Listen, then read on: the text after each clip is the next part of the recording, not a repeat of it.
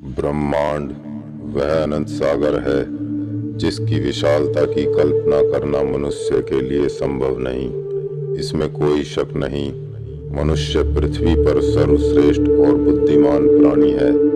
मनुष्य की खोज के अनुसार अंतरिक्ष में ऐसे तारे भी मौजूद हैं जिनकी विशालता के आगे हमारी पृथ्वी सूक्ष्म पड़ जाती है।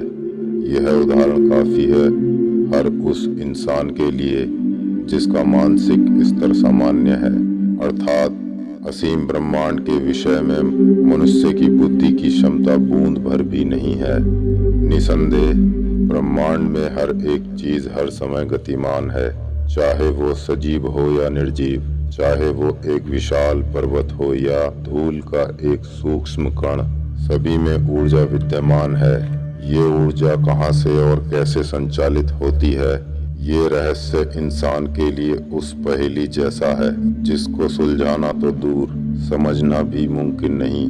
प्रकृति की जरा सी करवट, तूफान, सुनामी, भूकंप जैसी प्राकृतिक आपदाओं के सामने मनुष्य का बल और बुद्धि दोनों धराशायी और हताश नजर आते हैं।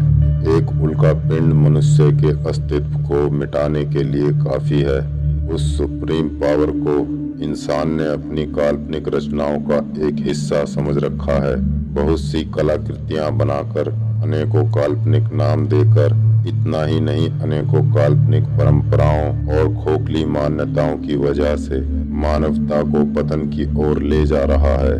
एक छोटा सा जीव, मकड़ी, जो कभी भी खुद के द्वारा निर्मित जाल में नहीं फंसती, क्योंकि इंसान के अलावा सभी जीव जंतु प्रकृति के अनुसार ही अपना जीवन यापन करते हैं। प्रकृति के विरुद्ध किया जाने वाला कोई भी काम, चाहे वो वातावरण को दूषित करने वाली छोटी सी मशीन हो या फिर कोई परमाणु परीक्षण या ऐसा कोई भी आविष्कार जिसके कारण वन्य जीव संकट से घिरता जा रहा है, ये सब तो हर कोई जानता है। आप ऐसा कह सकते हैं। ये जानकर भी मनुष्य अपने कदम विनाश की ओर बढ़ा रहा है। यही बेहोशी मानव की बढ़ती समस्याओं का कारण है। अब आप कहेंगे यह सब हमने नहीं बनाया या हमने नहीं किया। निसंदेह आपके कंट्रोल में भी नहीं है। इंसान ने अपनी सुविधाओं की खोज में बनाई गई वस्तुओं के साथ साथ समस्त सृष्टि के संचालक को भी अलग अलग वर्गों में बांट दिया। क्या कभी आपने विचार किया है, हम सभी के लिए धरती एक, चांद एक, सूरज एक, पानी एक, हवा एक, वनस्पति एक और सभी में मौजूद एनर्जी भी एक ही है। तो फिर रब, खुदा, ईश्वर और गॉड अलग अलग कैसे हो सकते हैं? हम सभी को बनाने वाले ने हमें सोचने समझने, हंसने रोने, खुशी और दर्द जैसे सभी एहसास एक समान ही दिए हैं। इसके बावजूद एक इंसान अपने जैसे ही दूसरे इंसान के बहकावे में आकर ऐसे रास्ते पर चल पड़ता है, चाहे वो एक गहरी अंधेरी खाई की तरफ जाता हो जहां से वापस लौटने की कोई संभावना नहीं। आप अपने आप से एक सवाल पूछें, क्या कोई दूसरों को अंधेरों में धकेलकर खुद उजाला पा सकता है? क्या कोई दूसरों को बीमार करके खुद सेहतमंद हो सकता है? क्या कोई दूसरों को दुख देकर खुशियां पाने का हकदार है? हरगिज नहीं।